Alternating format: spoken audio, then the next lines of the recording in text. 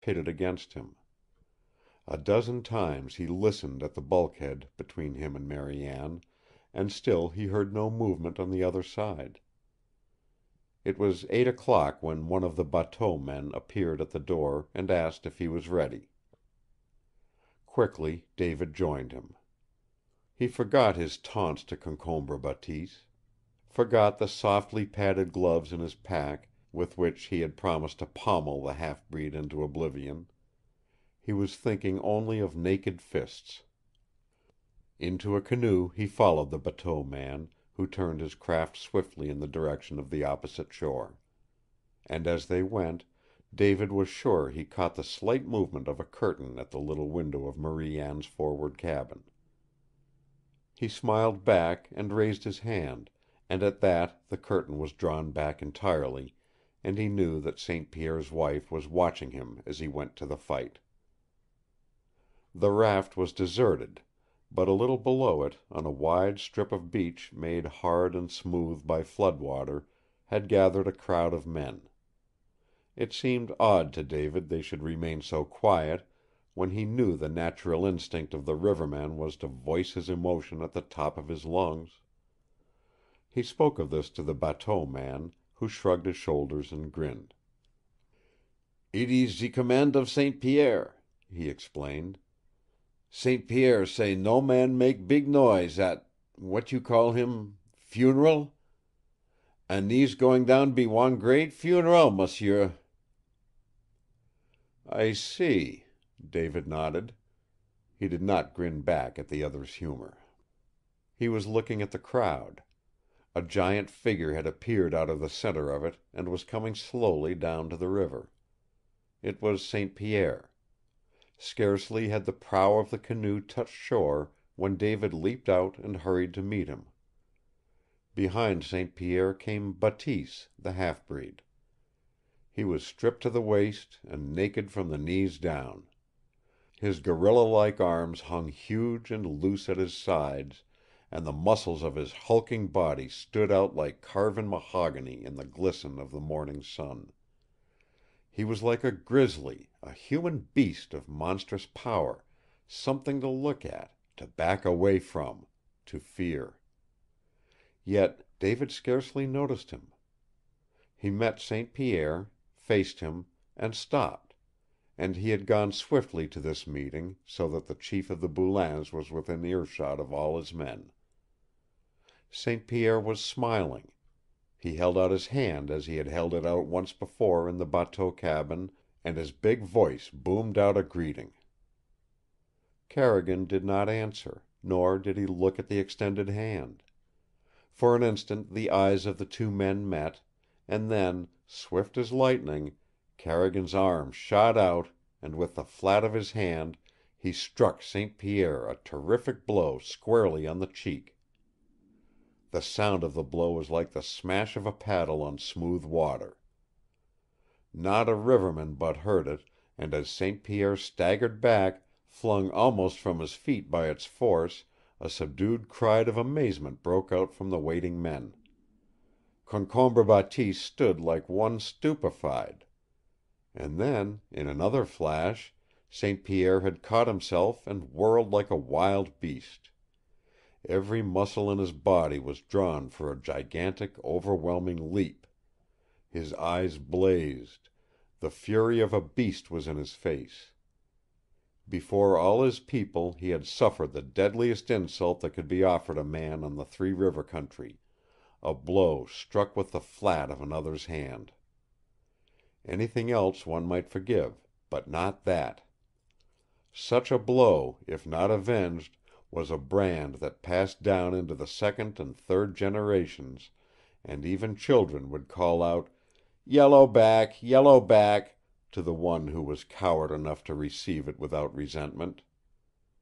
A rumbling growl rose in the throat of Concombre Bateese in that moment when it seemed as though St. Pierre Boulain was about to kill the man who had struck him.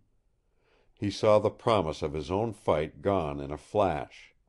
For no man in all the Northland could now fight David Carrigan ahead of St. Pierre. David waited, prepared to meet the rush of a madman. And then, for a second time, he saw a mighty struggle in the soul of St. Pierre. The giant held himself back.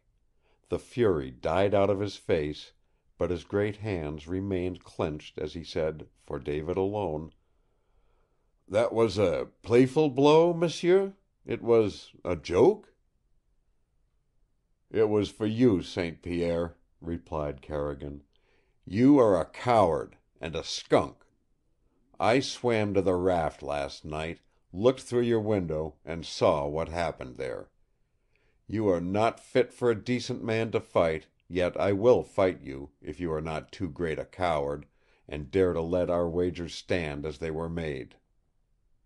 St. Pierre's eyes widened, and for a breath or two he stared at Carrigan, as if looking into him and not at him. His big hands relaxed, and slowly the panther-like readiness went out of his body. Those who looked beheld the transformation in amazement, for of all who waited only St. Pierre and the half-breed had heard Carrigan's words, though they had seen and heard the blow of insult. "You swam to the raft?" repeated St. Pierre in a low voice, as if doubting what he had heard. "You looked through the window and saw—" David nodded. He could not cover the sneering poison in his voice, his contempt for the man who stood before him. "Yes, I looked through the window. And I saw you, and the lowest woman on the 3 Rivers, the sister of a man I helped to hang. I—" "Stop!" St. Pierre's voice broke out of him like the sudden crash of thunder. He came a step nearer, his face livid, his eyes shooting flame. With a mighty effort he controlled himself again. And then, as if he saw something which David could not see, he tried to smile, and in that same instant David caught a grin cutting a great slash across the face of Concombre Bateese. The change that came over St. Pierre now was swift as sunlight coming out from a shadowing cloud. A rumble grew in his great chest. It broke in a low note of laughter from his lips, and he faced the bateau across the river. "M'sieu, you are sorry for her. Is that it? You would fight for the cleanest, finest little girl who ever lived, your wife." "It is funny," said St. Pierre, as if speaking to himself, and still looking at the bateau. "Yes, it is very funny, ma belle Marie Anne. He has told you he loves you, and he has kissed your hair and held you in his arms. Yet he wants to fight me because he thinks I am steeped to sin. And to make me fight in place of Bateese, he has called my Carmin a low woman. So what else can I do? I must fight. I must whip him until he cannot walk. And then I will send him back for you to nurse, chérie, and for that blessing I think he will willingly take my punishment. Is it not so, m'sieu?" He was smiling and no longer excited when he turned to David. "M'sieu, I will fight you, and the wagers shall stand. And in this hour let us be honest, like men, and make confession. You love ma belle Jeanne Marie Anne? Is it not so?